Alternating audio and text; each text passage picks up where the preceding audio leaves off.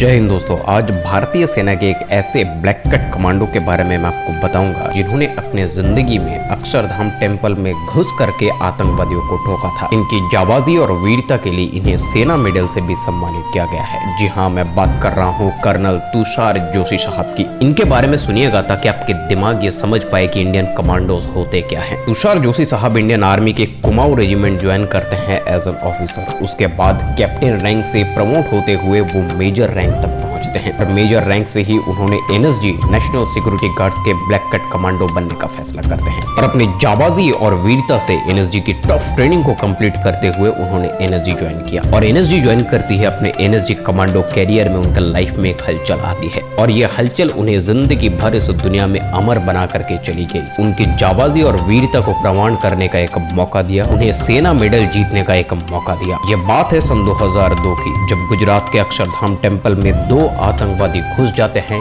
कई लोगों को मार देते हैं और कुछ लोगों को हॉस्टेजेस बना लेते हैं। गोलियां चलाते वक्त बच्चे, बूढ़े, औरत और मंदिर के माहौल, कुछ चीजों का ध्यान नहीं था इन दरिंदों को। अंधाधुंध फायरिंग करते हुए मंदिर के अंदर हजारों श्रद्धालु का जान लेते रहे। उस वक्त पर मेजर तुषार जोशी साहब मानेसर हरियाणा में थे। अपना ड्यूटी खत्म करके मानेसर हरियाणा में अपनी पत्नी के साथ में चाय पी रहे थे। ये वो वक्त था जब उनकी पत्नी प्रेग्नेंट थी। उनको सबसे ज्यादा जरूरत था तुषार साहब की। लेकिन तभी मानेसर हरियाणा में एनएसजी के कैंप में खबर आती है कि साहब आपको जाना होगा, अक्षरधाम टेम्पल में अटैक हो चुका है। जब वो टीवी ऑन करते हैं तो दिखाई देता है कि अक्षरधाम टेम्पल में आतंकवादी घुस चुके हैं और कई लोगों की जान जा चुकी है। उस वक्त पर मेजर तुषार जोशी साहब के पास में ये ऑप्शन था कि वो उस ऑपरेशन को क्विट कर सकते हैं और उनकी जगह दूसरा एक ऑफिसर को भेज सकते हैं। लेकिन तुषार जोशी साहब जब उनकी बीवी प्रेग्नेंट है, उस वक्त भी उनकी साहस और वीरता को देखिए। उन्होंने बिना एक पल भी सोचे एनएसजी जीप पर बैठकर ऑपरेशन की ओर निकल गए। उनके बीवी उनसे पूछा कि आप कब लौटोगे, तो पता नहीं बोल करके वो निकल जाते हैं इस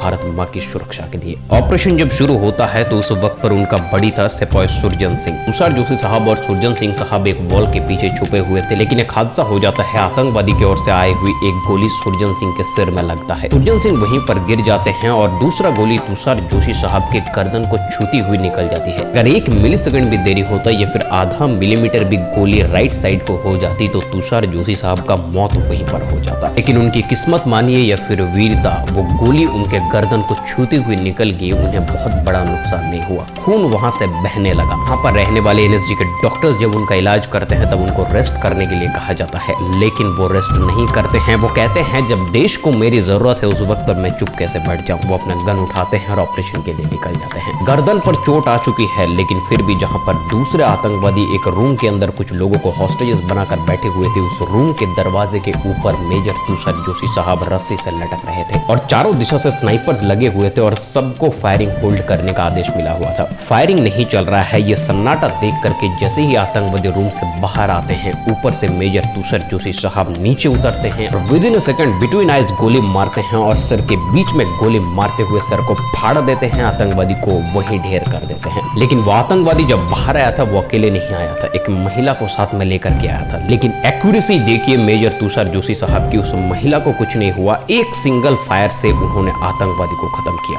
और न सिर्फ आतंकवादी को खत्म किया, आतंकवादियों ने जितने भी हॉस्टेजेस को बंदी बनाकर रखे हुए थे सबको वहां से रेस्क्यू किया। उनकी इस अदम्य साहस, पराक्रम और वीरता के लिए उन्हें सेना मेडल से सम्मानित किया गया है सन 2003 में। इसके बाद कुमाऊं रेजिमेंट का हिस्सा होते हुए उन्होंने बेसिक पैरा जंप्स भी किया है। हालांकि वो ऑफिशियली पैराशूट रेजिमेंट कभी नहीं गए, लेकिन पैरा बेसिक ट्रेनिंग को कंप्लीट करके उनके चेस्ट पर आप पैरा विंग बैज देख सकते हैं। ये दर्शाता है कि वो एक पैराट्रूपर भी है। कर्नल तुषार जोशी अपने 29 साल के लंबी मिलिट्री करियर में जंगल और हाई ऑल्टीट्यूड एरियाज पर ड्यूटी किया है। अपने जीवन के 29 साल मिलिट्री को देना, एनएसजी ज्वाइन करते हुए इतने भयानक ऑपरेशंस को अंजाम देना कोई आसान बात नहीं है। अपने मिलिट्री करियर में वो एक जबरदस्त लीडर, एक स्ट्रेस मैनेजर, एक खतरनाक कमांडो और जाबाज सिपाही बने। उनके कई पॉडकास्ट और इंटरव्यू मैंने देखा और मैं आपसे रिकमेंड करूंगा आप भी जाकर के देख कर आइए कि एक तरफ उनके कैरेक्टर में आपको हम्बलनेस और स्वीटनेस दिखेगा, दूसरी तरफ उनकी मजबूती और खतरनाक नेचर भी आपको देखने को मिलेगा। दोनों कैरेक्टर की एक अद्भुत रिफ्लेक्शन आपको कर्नल तुषार जोशी साहब के अंदर दिखेगा। उस दिन कर्नल तुषार जोशी जैसे लोग थे, इसीलिए आज हम हैं। अक्षरधाम टेम्पल में फंसे हुए उन लोगों के लिए एनएसजी के रूप में आए हुए कर्नल तुषार जोशी साहब और उनकी टीम